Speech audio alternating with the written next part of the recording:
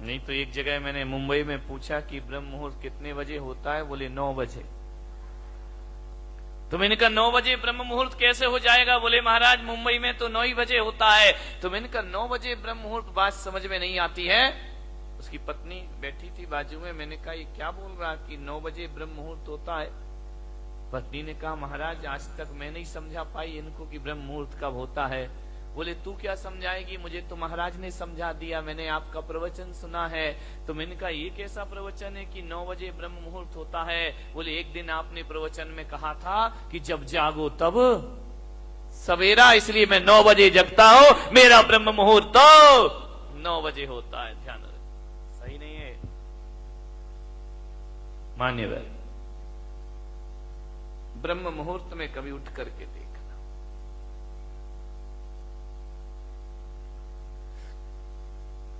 आकाश की तरफ देखोगे,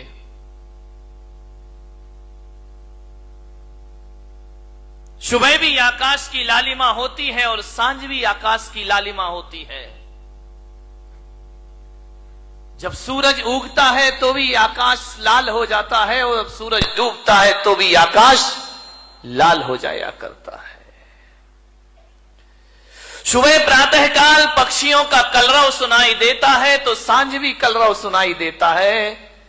फर्क कितना होता है कि सुबह की लाली उठाने का काम करती है और शाम की लाली सुलाने का काम किया करती है। और सुबह के पक्षियों का कलरव जो हुआ करता है वह घोंसलों को छोड़कर बाहर निकलने का होता है और शाम का जो कलरव होता है वह घर वापस लौटने का कलरव होता है। ध्यान रखें, सुबह सुबह पक्षी चहचहाते हैं, कलरव करते हैं, आकाश में पंख फैलाते हैं। ऐसा लगता है सुबह सुबह उन्हें देखो कि जैसे बड़े महोत्सव में शामिल होने के लिए जा रहे हो। पक्षियों के जीवन में कितना आनंद है, कितना संगीत है।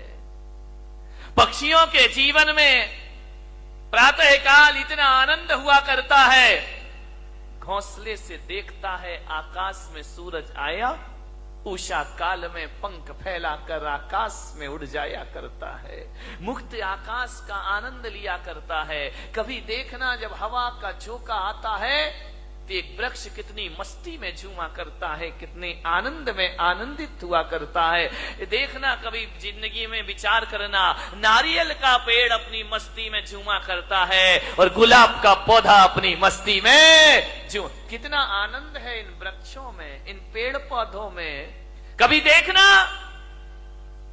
पहाड़ से गिरते हुए झरने को, उसके पानी में संगीत है, एक गीत है, एक सुर है।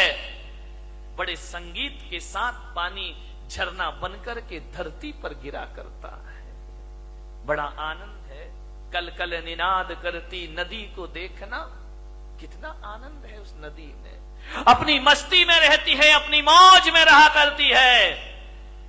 चिड़िया आनंदित है, पशु पक्षी आनंदित है। एक गाय का बछड़ा जब दौड़ करके रंभाता हुआ मां के पास आता है, इतना आनंद उस बछड़े में हुआ करता है। मान्यवर, मैं आपसे निवेदन करने जा रहा हूं कि पेड़ पौधे आनंदित है, नदी आनंदित है, तालाब आनंदित है, झरने आनंदित है। कितना आनंद है इस संसार में, सुखी सुख है मेरे भाई। विचार करिए आप, प्रकृति का कण कण आनंद में जी रहा है। आसमान आनंदित है, जब रात होती है ना तो हजारों सितारों को आसमान लेकर धरती पर अपना सौंदर्य का रूप दिखाया करता है। आकाश में चंद्रमा चमका करता है। ध्यान रखिए, ज्यों ज्यों रात गहरी होती है आकाश का सौंदर्य बढ़ते चला जाता है, बढ़ते चला जाता है। आकाश आनंदित है, धरती आनंदित है, नदियां आनंदित है, पेड़ पौधे आनंद में जी रहे हैं, पशु पक्षियों के जीवन में आनंद है। अफसोस है आदमी के चेहरे पर आनंद दिखाई नहीं दिया। आदमी क्यों निराश है, आदमी क्यों उदास है, आदमी को ऐसा क्या हो गया है? एक चींटी भी जीना चाहती है, एक नासमझ जानवर भी जीना चाहता है, पर आदमी को क्या हो गया, ये मरने के षड्यंत्र रचा करता है, ये मरने की तैयारी किया करता है। आज तक किसी जानवर के मुख से ना सुना होगा कि हे भगवान हमें उठा ले, लेकिन आदमी के मुख से तो कई बार सुना है कि अब इस जिंदगी को जिया नहीं जाता, हे भगवान मुझे इस जीवन से उठा ले, इस जीवन से मुक्ति दे दे। क्या घट जाता है हमारे जीवन में ऐसा? आदमी मृत्यु के षड्यंत्र क्यों रचता है? ये आदमी अपनी ही हत्या करने के लिए तैयार क्यों है? मान्यवर, अपने ही जीवन से लाचार हो गया ये इंसान, अपने आप का दुश्मन बन गया।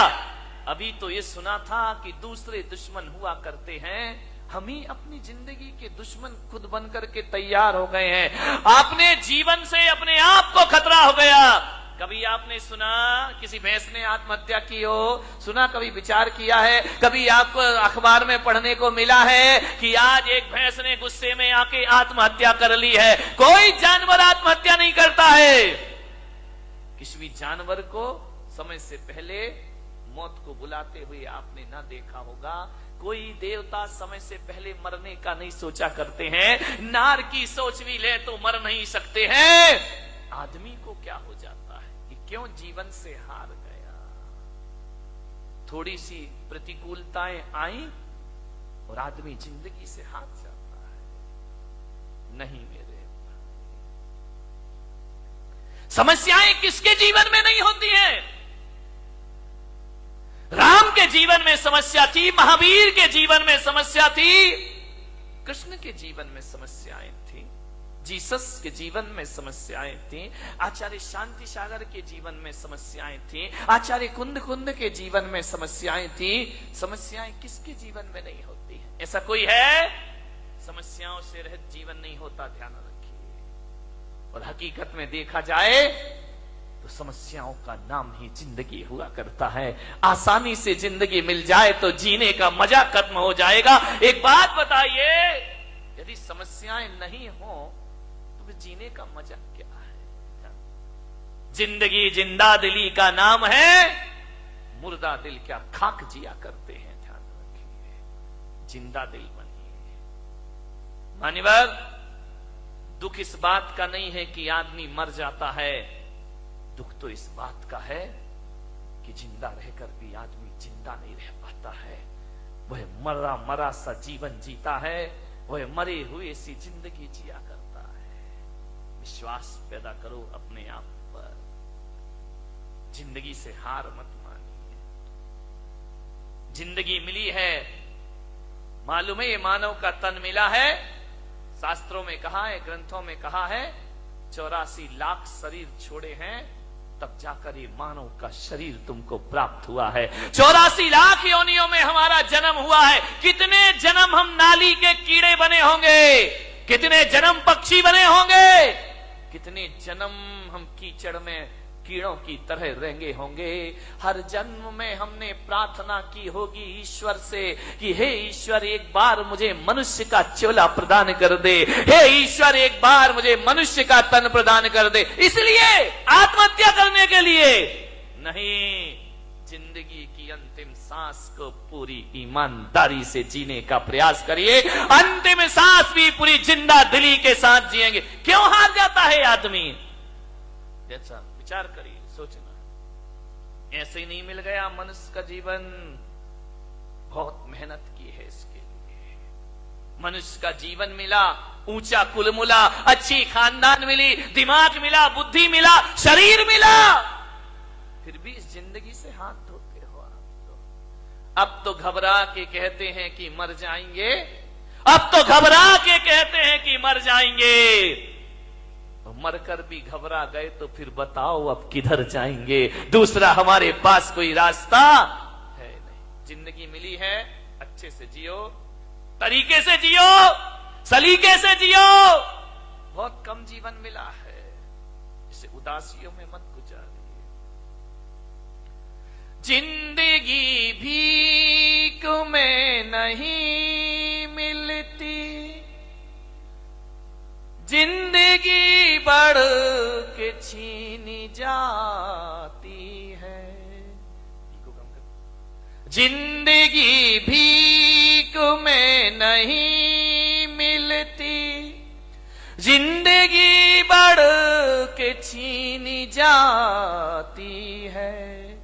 अपना हक संग दिल जमाने से छीन पाओ तो कोई बात बने। सर झुकाने से कुछ नहीं होगा, सर उठाओ तो कोई बात बने। पोंछ कर अश्क अपनी आंखों के मुस्कुराओ तो कोई बात बने। मुस्कुराओ तो कोई बात बने। उदास मत जियो, जिंदगी को पूरे आनंद के साथ जीने का प्रयास।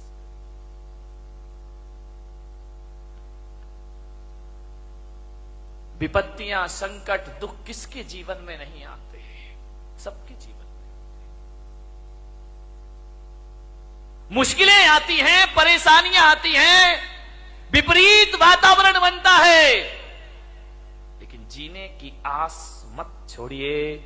जलजले आते हैं, तूफान आते हैं, उड़ीसा में चक्रवात आता है, गुजरात में भूकंप आता है, हजारों लोग बेघरबार हो जाया करते हैं। लेकिन एक बात ध्यान रखो बारामती वालों, इतने बड़े भीषण आंधी तूफान के बाद, भूकंप के बाद भी जो आदमी जिंदा रहता है वो अपना उजड़ा हुआ आशियाना फिर से बना लिया करता है, वो अपना घर फिर से निर्माण कर लेता। क्या हुआ, जिंदगी कितनी बार छीनेगी, फिर बना सकते हैं।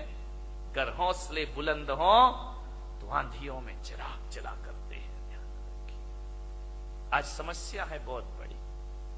आदमी अपने जीवन का दुश्मन हो गया है, अपनी ही जिंदगी का दुश्मन हो गया ये इंसान। शहरों में बड़े बड़े व्यापारी आत्महत्या कर रहे हैं, महानगरों में व्यापारी आत्महत्या कर रहे हैं, गांव में किसान आत्महत्या कर रहा है, घरों में किशोर आत्महत्या कर रहे हैं, महिलाएं आत्महत्या कर रही हैं। थोड़ा सा निराशा हुई, थोड़ा सा मन का नहीं हुआ, थोड़ा सा प्रतिकूल वातावरण हुआ और आदमी मरने को तैयार।